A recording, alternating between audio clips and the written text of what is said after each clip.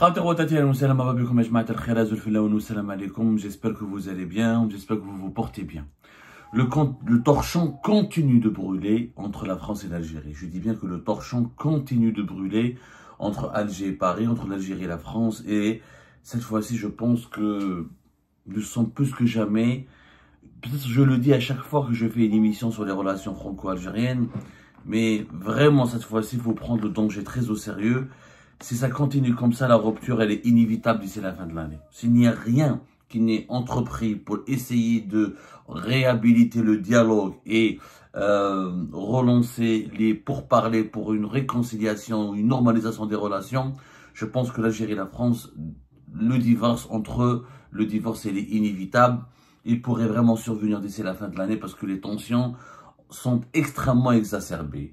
Les autorités algériennes ont réagi hier le 27 août 2025 à la sortie au communiqué de l'ambassade de France à Alger qui a été diffusé la veille le 26 août 2025. Et les autorités algériennes sont particulièrement remontées et énervées contre l'ambassade de France à Alger qui a pris l'initiative d'informer l'opinion publique algérienne sur les véritables raisons de la chute de délivrance des visas Schengen pour la France.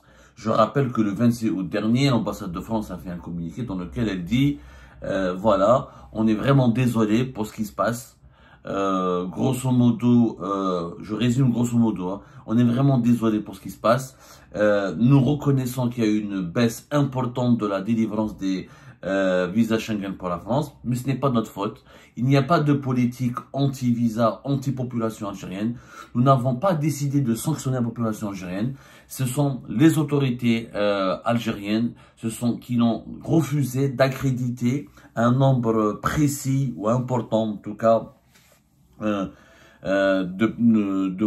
fonctionnaires qui devaient être dépêchés depuis la France vers l'Algérie pour travailler au sein des services consulaires, des consulats d'Alger, d'Oran et de Annaba. Et ces fonctionnaires devaient prendre leurs fonctions au sein des services de contrôle et de vérification et d'études des dossiers de demande de visa Schengen pour la France de la part des demandeurs, des voyageurs algériens.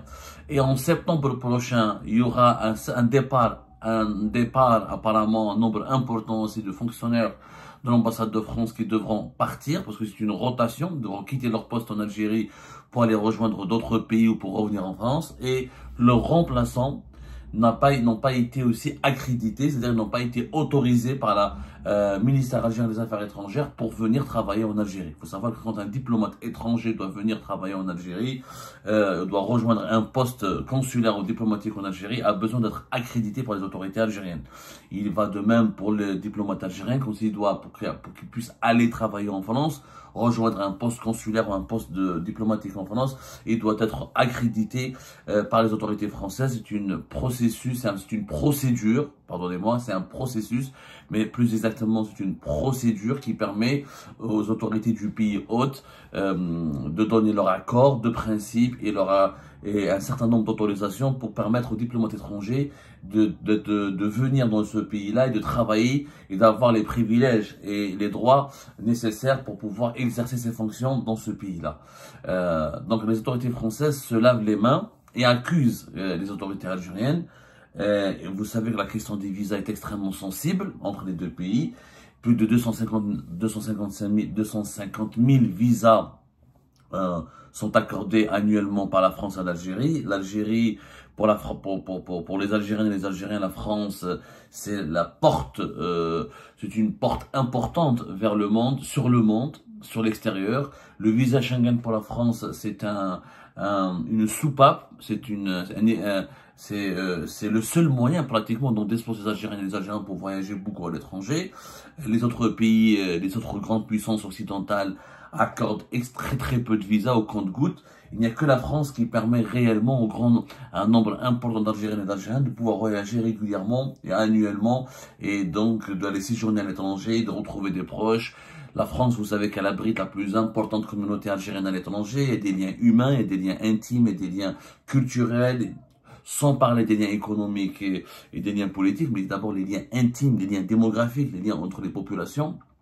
Donc c'est une question très sensible. Les autorités algériennes ont été donc ébranlées et choquées et particulièrement secouées par la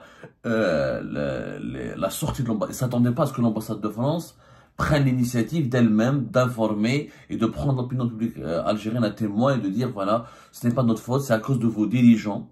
Si on n'arrive pas à vous délivrer les visas, parce que vos dirigeants nous empêchent, nos services consulaires, de fonctionner le plus normalement du monde pour pouvoir traiter toutes vos demandes. Ça a énervé énormément les autorités algériennes.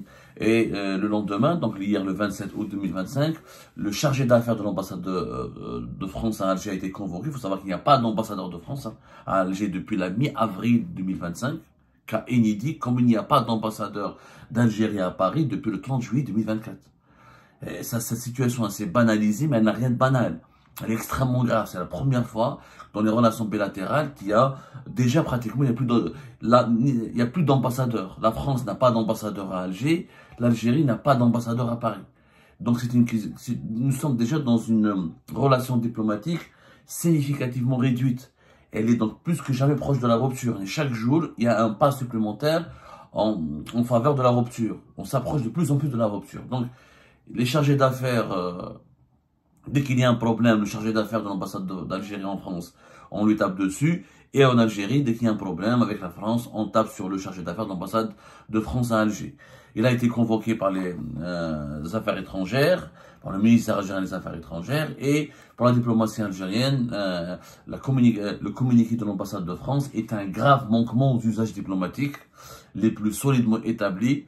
Il a été indiqué que par sa forme autant que par ce fond, ce communiqué était inacceptable en ce qu'il contenait une présentation tendancieuse des faits et qu'il s'adressait directement à l'opinion publique algérienne pour incriminer devant elle une prétendue responsabilité exclusive et entière du ministère des Affaires étrangères dans la non-accréditation d'agents diplomatiques et consulaires français en Algérie. Donc les autorités algériennes n'ont pas du tout apprécié que l'ambassade de France s'adresse directement à l'opinion publique algérienne pour accuser les autorités algériennes et les tenir comme seuls responsables de la dégradation des relations entre les deux pays et des blocages qui surviennent maintenant dans le dossier des délivrances de visa Schengen pour la France. Le ministère algérien des Affaires étrangères, il a expliqué que cette manière d'agir de l'ambassade de France n'est pas tolérable, car elle viole l'esprit de la lettre de la Convention de Vienne sur les relations diplomatiques de 1961. Concernant le fond, le ministère algérien des Affaires étrangères a lancé de son côté de graves accusations contre la France. Il renvoie la balle vers la France. Pour les autorités algériennes, si la situation aujourd'hui, elle est dans une impasse au niveau des relations bilatérales, ce n'est pas de la faute de l'Algérie, c'est la faute de la France. Donc voilà, chacun se rejette la faute sur l'autre et on voit que les populations des deux pays sont prises en otage. Pour les autorités algériennes, la non-accréditation d'agents diplomatiques et consulaires français en Algérie est intervenue bien après une décision française similaire et après épuisement à l'initiative de la partie algérienne de toutes les possibilités de règlement de ce différend à la satisfaction des deux pays. Il s'agissait là ni plus ni moins que de l'application stricte du principe de réciprocité. Pour la diplomatie algérienne, si des diplomates et des fonctionnaires des consulats français n'ont pas été accrédités par l'Algérie, c'est parce que la France n'a pas accrédité, n'a pas donné les accréditations nécessaires ou à des diplomates algériens pour qu'ils puissent aller travailler en France. Et le gouvernement algérien, le ministère algérien des Affaires étrangères donnent des explications et des cas très précis. C'est le gouvernement français qui a été à l'origine, nous apprend la diplomatie algérienne, depuis plus de 2 ans, du refus d'accréditation de chefs de poste et d'agents consulaires algériens en France.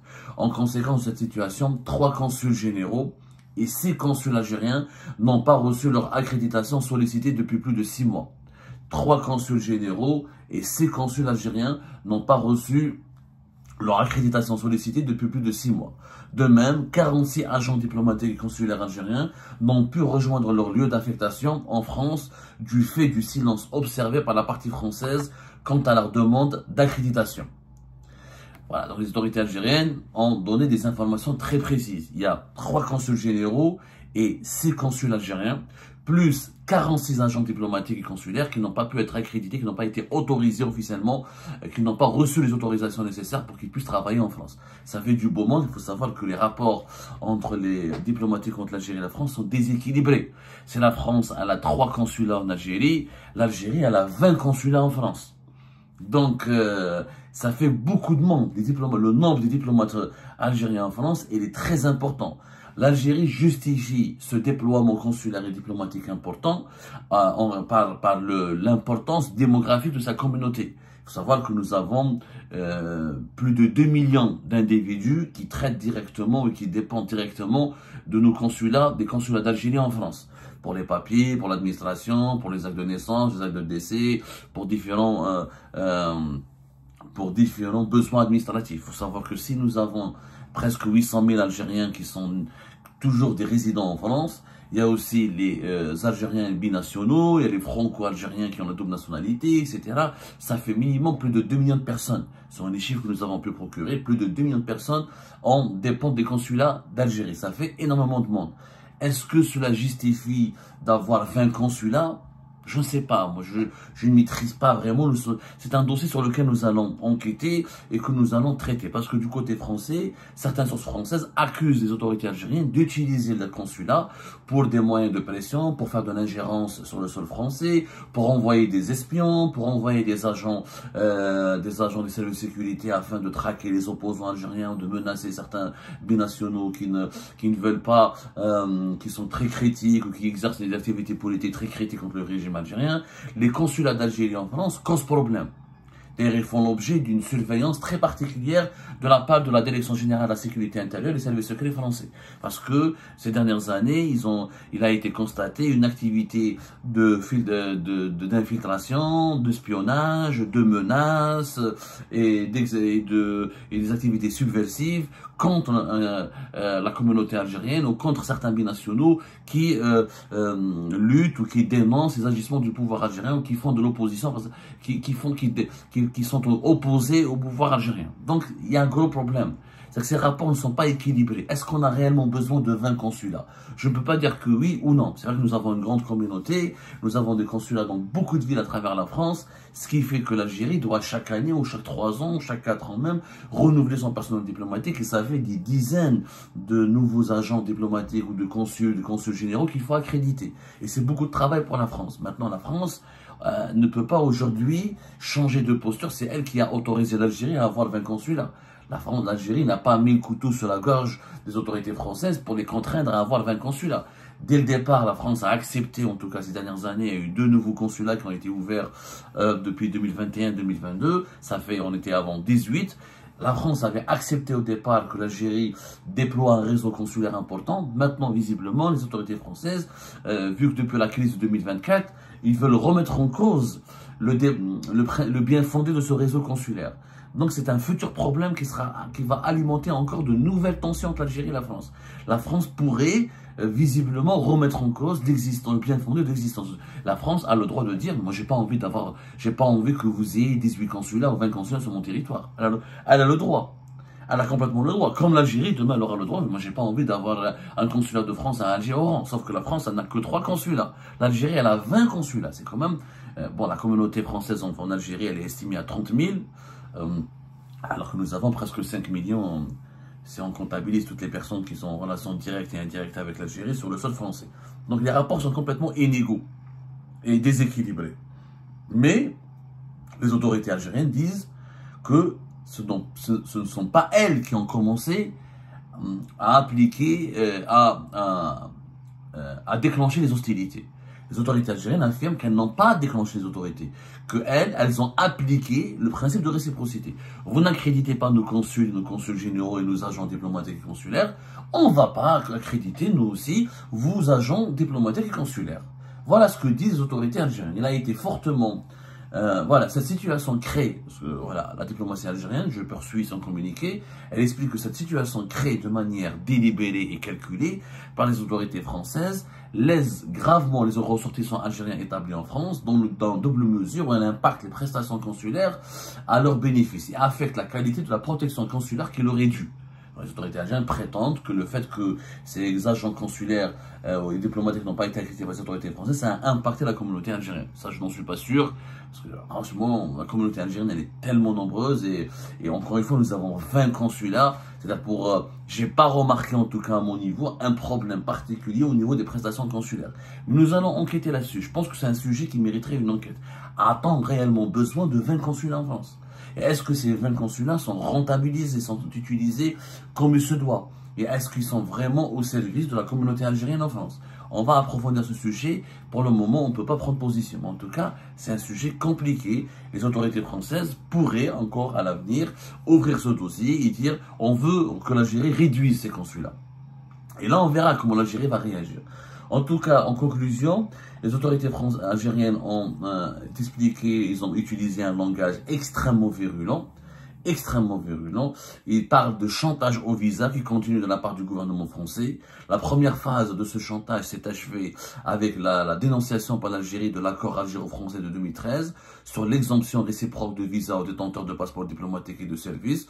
Aujourd'hui, les autorités françaises ouvrent une seconde phase qui concerne les passeports ordinaires qu'elles entendent gérer par le chantage, le marchandage et l'intimidation.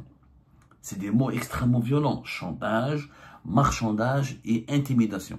C'est-à-dire que les autorités algériennes accusent les autorités françaises d'utiliser l'arme fatale des visas pour exercer du chantage et du marchandage et pour intimider l'Algérie. Et l'Algérie n'entend pas céder, comme d'habitude, au chantage, au marchandage et à l'intimidation. C'est lugubre, ce sujet est devenu sinistre et lugubre. Cela signifie que les tensions vont s'aggraver, vont se poursuivre dans les jours à venir, et malheureusement nous avons appris une autre mauvaise information assez inquiétante que nous allons la partager avec vous, dans une prochaine émission. Mais ces accusations des autorités algériennes qui parlent de chantage, de marchandage et d'intimidation indiquent donc une volonté d'affrontement, une volonté de poursuivre le bras de fer et l'absence totale d'une volonté de dialoguer et de discuter. La conséquence, encore une fois, elle est directe sur la population algérienne. L'ambassade de France à Alger s'est engagée à ne pas sanctionner les visas des étudiants, parce qu'elle va continuer à essayer de répondre aux demandes de visas pour les étudiants, pour les renouvellements de visas, les Algériens qui ont déjà eu leur visa, et pour les conjoints de Français, etc., et pour les Français qui veulent faire des visas pour leurs proches. Mais pour le reste de la population algérienne, les personnes qui veulent aller se soigner, qui veulent rejoindre leurs proches, qui veulent faire uniquement du tourisme, qui veulent juste aller en Europe, et la France c'est le pays le plus facile pour avoir les visas. Les autres pays c'est extrêmement encore plus difficile, on fera une émission plus tard là-dessus, encore une fois. Cette porte sur l'Europe et l'Occident qui est la France, elle se referme de jour en jour, elle se referme pour les Algériennes et les Algériens. Et ça va avoir des conséquences catastrophiques. Ça va aggraver le renfermement et les frustrations de la société. Le sentiment d'être persécuté injustement que notre population algérienne pourrait nourrir. Et ça va encore une fois déconnecter l'Algérie du reste du monde. Parce que les autres pays, bon, il y a la Turquie et quelques pays où on peut aller sans visa comme la Tunisie, etc. On a vu que récemment, même les Émirats Arabes Unis ont verrouillé l'accès au visa pour les Algériens et les Algériens. Ça va très compliquer dans les jours à venir, dans les mois à venir et dans les semaines à venir, de pouvoir voyager à l'étranger dans des pays prisés ou réputés ou dans des pays puissants et importants quand on est algérien ou quand on est algérien. Et ça, c'est malheureux. Ça démontre que nous avons, que les crises diplomatiques et politiques enclenchées ou déclenchées ou entretenues, bien sûr, les autorités algériennes ne sont pas responsables de tout. Il faut sortir de cette vision manichéenne. Les dirigeants algériens sont responsables de tout. Ils ne sont pas responsables de tout. Il y a certains chapitres, il y a certains dossiers où les dirigeants algériens peuvent avoir raison. Mais leur grand tort, c'est de continuer d'adopter une approche d'affrontement, de bras de fer, de provocation, et de fermer toutes les portes au dialogue, à la réconciliation, et aux discussions et aux compromis. Et là, la population algérienne, elle est en train d'en pâtir. Elle en pâtit cruellement et les portes, encore une fois, de l'étranger se referment de plus en plus à cette population algérienne infortunée.